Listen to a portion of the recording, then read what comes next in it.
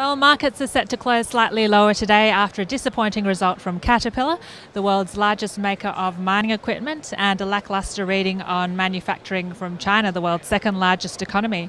Now we're joined by Jason Weisberg of Seaport Securities. Jason, the commodities supercycle has been stuttering to an end for a while now. We're obsessed with this in countries such as Australia, but what does it mean for the US?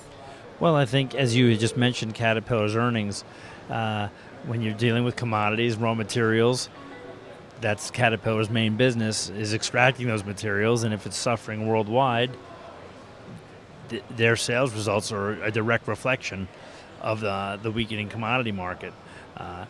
It doesn't necessarily tell the whole economic picture, but it's certainly, in developing nations, it plays a big role. I think as far as corporate earnings go here, it is a factor, but it's not the only factor. Okay, and more broadly, I think the valuations in the S&P are about 16.3 times earnings. Are valuations starting to look stretched at these levels? Well, I'm not an analyst.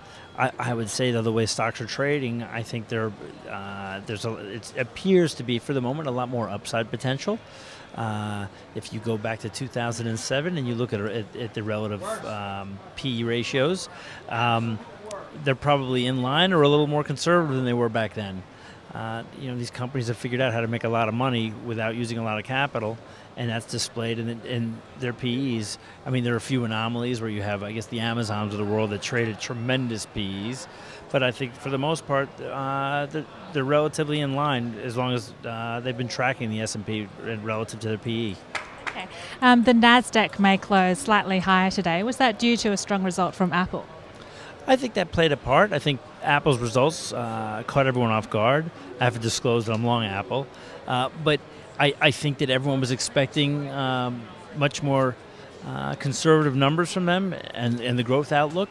And I think they impressed a lot of people with their numbers overall. I mean, there were probably some bad parts within the number. And I think that the rest of the technology community, certainly, in the NASDAQ composite, is trading off of those results.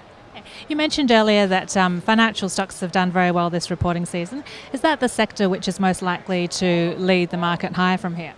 I think that in order for the entire market to lift to higher levels, that financials historically have had to lead the market.